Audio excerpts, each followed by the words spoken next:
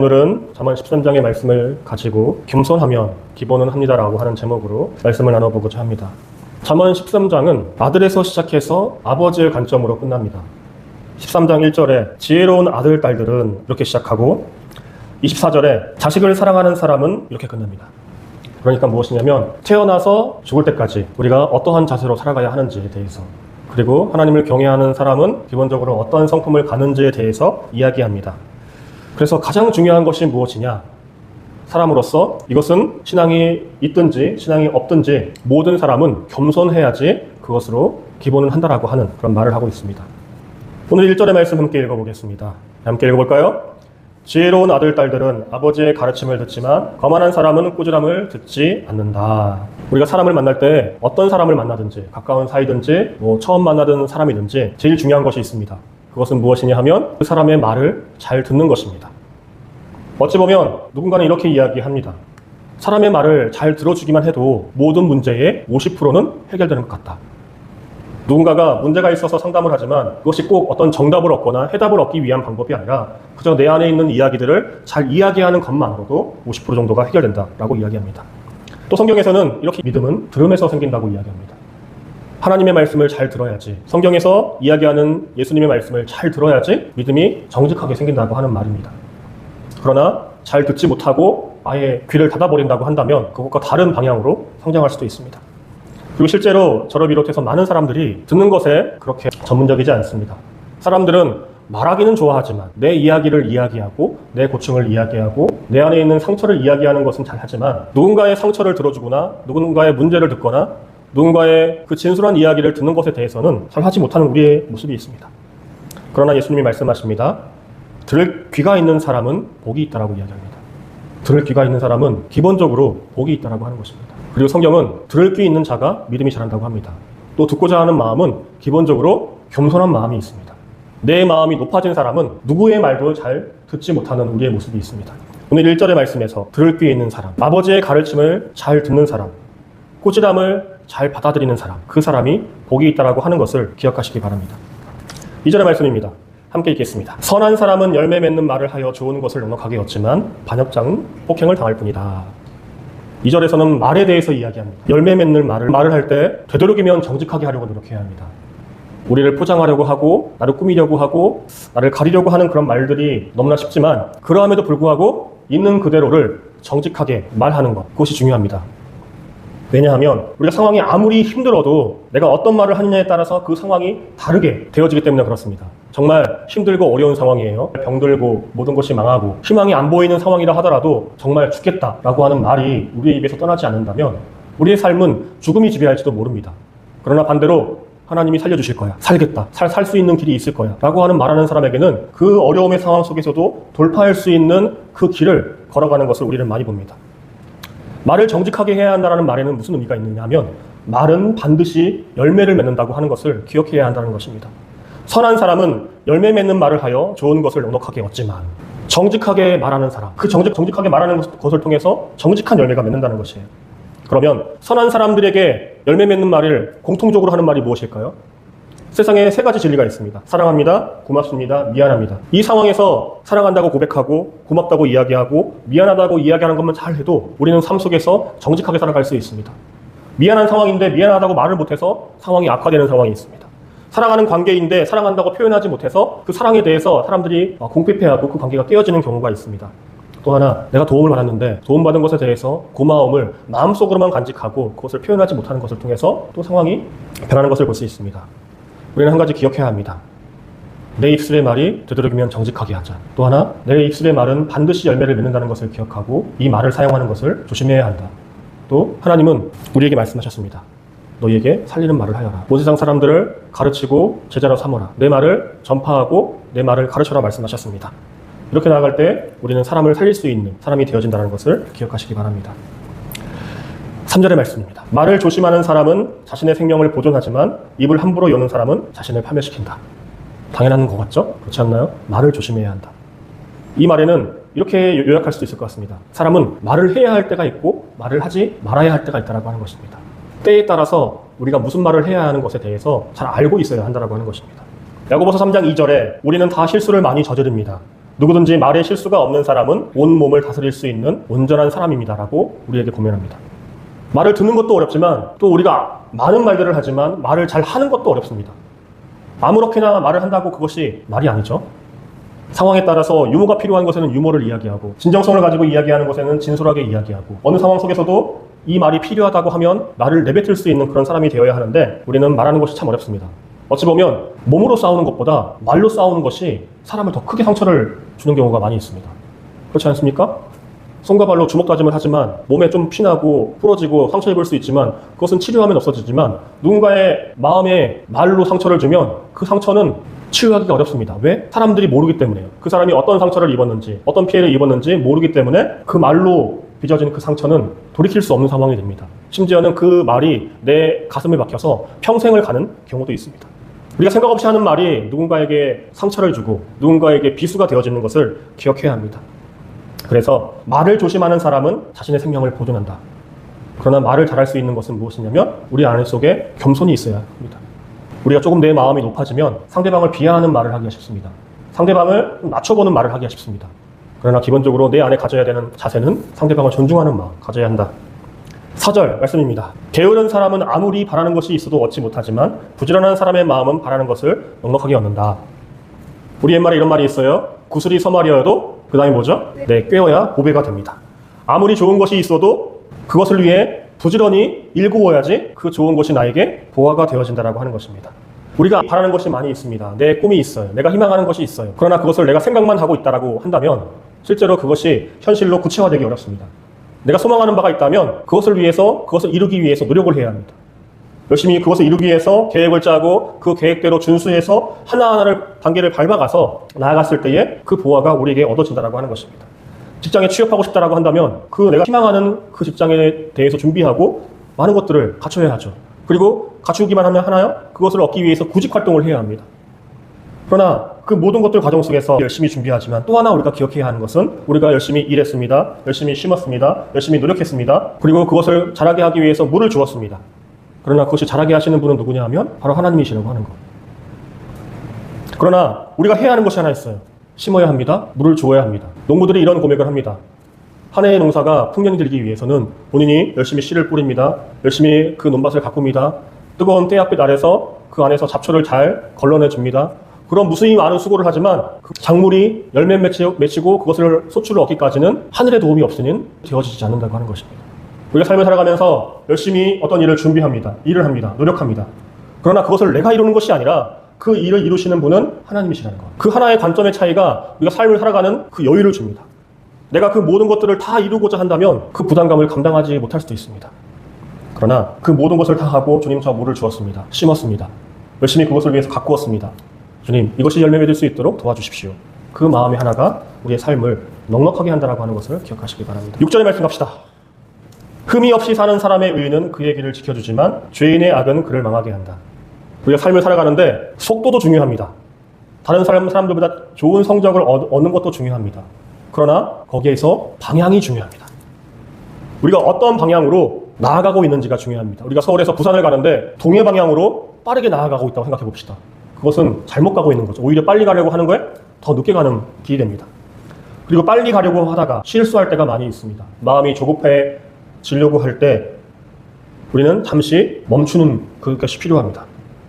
오히려 잠시 멈춰서 이 상황을 객관적으로 파악한 이후에 하나하나 점검하면서 나아가는 것이 더 빨리 나아갈 때도 있습니다.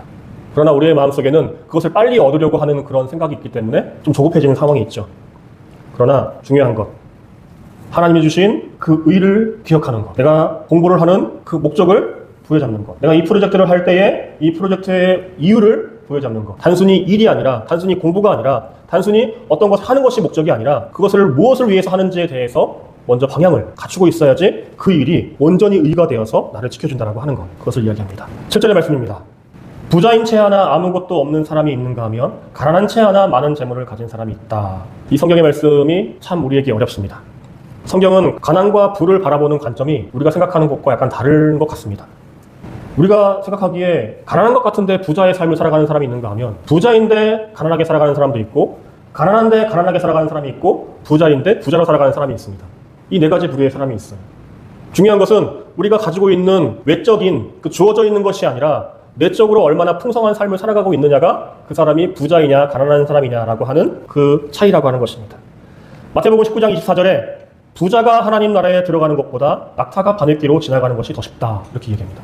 왜냐하면 부자는 하나님의 나라에 들어가기가 어렵다, 들어갈 수가 없다라고 하는 것입니다. 그러나 우리가 삶을 살아가면서 돈이 중요하죠. 돈이 행복을 만들어주기 위한 필요 충분 조건은 아니지만 돈이 없으면 행복하기가 어려운 것도 사실이죠.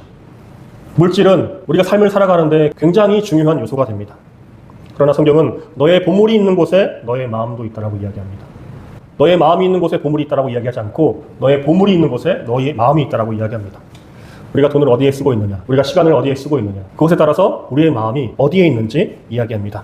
내가 가장 중요하게 여기는 보물이 있는 곳에 내 마음이 있다라고 하는 것. 부자인 채 하나 아무것도 없는 사람이 있습니다. 겉은 굉장히 잘 가꾸어져 있습니다. 있어 보입니다. 그러나 그 마음은 너무나 빈약한 사람이 있어요. 겉으로 보기에는 허름한 사람이 있습니다. 그러나 실제로 그 사람을 들여다보면 다른 그 누구보다도 인격적인 사람이 있고요.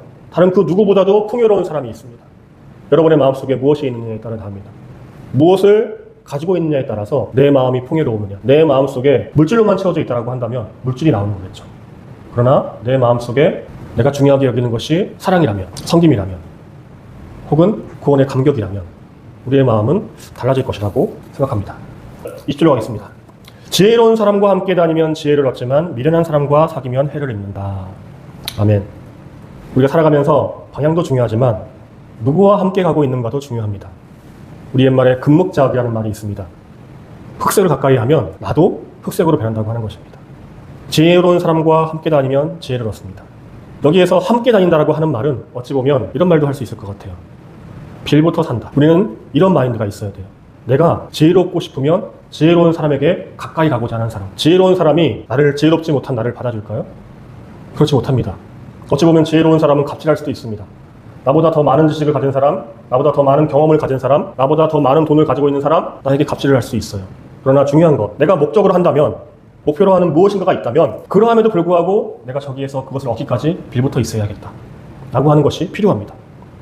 우리가 주님과 동행한다고 이야기합니다. 이게 무슨 말이냐 하면 빌붙어야 한다라고 하는 거예요. 동행한다라는 말, 주님이 동행시켜주는 거예요. 하나님이 우리를 자녀로 삼아준 거죠. 우리는 빌붙는 인생을 살아야 됩니다. 사람은 태어나는 순간부터 빌붙는 인생을 살아가는 거예요. 우리가 누렸던 그 모든 것이 당연한 것이 아닙니다. 누군가에게 빌붙어 살았고 그 사람이 나에게 은총을 주었기 때문에 지금 이렇게 살아가고 있는 것입니다. 그러면 우리가 인생을 살아갈 때 관점을 좀 달리 해야 됩니다. 누군가에게 우리가 얻는 게 당연한 거다. 그것을 다르게 이야기하자면 빌붙는 거다. 선생님에게 빌붙어야 합니다. 국가에 빌붙어야 합니다. 또 나보다 좀 나은 역량이 있는 친구에게 빌붙어야 합니다. 또 누군가는 나에게 빌붙어 올 수도 있습니다. 그렇다고 한다면 우리는 그것을 받아들여야 합니다. 요한복음 15장 4절에 내 안에 머물러 있어라. 그러면 나도 너희 안에 머물러 있겠다. 머물러 있어라고 하는 것이 빌붙어 있으라고 하는 말입니다. 우리가 어떤 회사에 머물러 있습니다. 그 회사에 빌붙어 있는 거예요. 학교에 머물러 있습니다. 빌붙어 있습니다. 그건 주체가 누구예요? 나예요. 뛰쳐나갈 수 있지만 뛰쳐나가지 않고 거기에서 버티고 있는 것, 그것을 얻기 위해서 있는 것입니다. 너희가 내 안에 머물러 있고 내 말이 너희 안에 머물러 있으면 너희가 무엇을 구하든지 다 그대로 이루어질 것이다. 가장 먼저 머물러 있는 것. 지혜로운 사람과 함께 다니면 지혜를 얻습니다. 지혜로운 사람에게 머물러 있으면 지혜를 얻습니다. 지혜로운 사람에게 붙어 있으면 지혜를 얻습니다. 주님께 붙어 있기만 해도 우리는 주님에게서 오는 생수의 그 물을 마실 수가 있습니다. 우리는 삶을 살아가면서 참 자신 없는 것이 많이 있어요. 나를 돌아보면 사람들은 내가 잘하는 것보다는 내가 못하는 것들을 가장 많이 생각하게 되고 거기에 가장 많은 부분으로 부담을 주는 것 같습니다. 저도 마찬가지죠. 목회를 너무나 못해요. 목회를 10년 이상 했으면 좀 잘해야 되는데 너무나 못하는 것 같아요. 항상 생각을 많이 하고 이것저것 해보려고 하지만 결과가 이루어지지 않아요. 그러나 중요한 것이 하나 있습니다. 내가 못한다? 잘하는 사람에게 붙어있는 것입니다. 나에게 지혜가 없다? 나에게 기술이 없다? 나에게 어떤 것을 잘 하지 못하는 것이 있다? 빌붙어야 됩니다. 자존심 상하죠? 빌붙어야 합니다. 그것이 사는 것입니다. 그리고 살아가면서 누군가에게 나도 좀 빌붙여줘야 합니다. 우리에게 그것이 좀 약합니다. 빌붙어 사는 삶은 잘 살아왔는데 이제 누군가에게 나도 좀 빌붙여줘야 되는데 그것이 어렵습니다. 그러나 중요한 것, 우리가 삶을 살아가면서 지혜롭고 싶다면 지혜로운 사람과 함께 있어야 한다는 것. 내가 무언가를 얻고자 한다면 그것을 가지고 있는 사람에게 그 사람이 나에게 자리를 안내해 준다 하더라도 그곳에 있어야 한다는 것을 기억하시기 바랍니다. 마태복음 15장 21절에 보면 가나안 여인이 귀신 들린 자신의 딸을 고쳐달라고 예수님께 와요. 그때 예수님이 그 가나안 여인에게 뭐라고 하는지 아세요? 자녀의 떡을 취하여 개에게 던지는 것이 마땅하지 않다. 나는 이스라엘 집에 잃어버린 자녀들에게 왔지 너희 같은 이방인들에게 오지 않았다라고 이야기합니다. 그런데 그 귀신 들린 딸이 있던 여자는 예수님에게 뭐라고 하냐면 개들도 주인의 상에서 떨어지는 부스러기를 먹습니다. 예수님에게 이렇게 이야기합니다. 자신에게 갈급한 것이 있다라고 한다면 이러한 마음이 필요합니다. 우리는 누군가에게 붙어있는 삶, 누군가와 함께 있는 삶을 통해서 그 붙어있는 것을 통해서도 생명을 경험할 수 있는 하나님의 놀라운 역사와 은혜를 경험할 수 있는 그 이야기들을 성경에서 우리에게 이야기하는 거고 있는 것입니다. 나에게 능력이 부족하다고, 나에게 은혜가 없다고, 그러나 하나님에게 붙어있고 예수님에게 붙어있으면 우리는 달라질 수 있다고 하는 것을 기억하시기 바랍니다. 마지막 25절 봅시다. 의인은 배불리 먹지만 악인은 배를 줄인다. 일하는 것만큼 수확이 있습니다. 그러나 우리가 일한다고 반드시 수확이 있는 것 또한 아닙니다. 그러나 우리가 일을 해야 하는 것, 노력해야 하는 것, 그것을 해야지 열매가 얻어질 수 있는 가능성이 있기 때문에 그렇습니다. 우리가 무엇을 위해서 열심히 일하는 이유, 거기에 시간을 투자하는 이유, 우리가 학원에 가요, 학교에 가요, 일터에서 어떤 프로젝트를 열심히 준비해요, 사업계획을 짜요, 그 하는 이유가 무엇이냐? 그렇게 노력해야지 거기 안에서 열매가 있을까, 성공할까 말까이기 때문에 그렇습니다. 그러나 아무것도 준비하지 않는 악인의 자세로 날아가는 사람은 배를 줄이는 것이 당연한 인지상정입니다. 또 하나, 우리가 어떤 것을 준비하면서 삶에 가져야 하는 두 가지 태도가 있는데, 하나는 내가 종교인이냐 아니면 나는 신앙인이냐 하는 것입니다. 내가 구도자인가 아닌가의 차이입니다. 종교라고 하는 것은 저는 이렇게 정의하고 싶습니다. 나의 욕심을 채우기 위해서 어떤 종교행위를 하는 사람. 그러나 신앙인은 하나님의 뜻을 간구하며 살아가는 삶의 자세라고 말씀드리고 싶습니다. 하나님의 뜻을 찾고자 하는 사람은 주저하지 않습니다. 멈추지 않습니다. 어떤 한 가지의 말씀에 머무르지 않습니다. 사람이 성장이 머무르면 그것을 우리는 무엇이라고 하죠? 질병이라고 이야기합니다. 마찬가지입니다. 우리가 신앙도 머물러 있으면 거기에서 질병이 생깁니다. 우리는 늘 성경을 읽을 때도 예전에 받았던 그 은혜로 살아가는 것이 아니라 지금 나에게 주시는 하나님의 말씀이 무엇인가, 지금 이 말씀은 나에게 무엇을 이야기하고 있는가 라고 하는 것을 물어야 합니다. 세상은 늘 달라지고 상황은 달라지고 상황이 달라지기 때문에 그렇습니다.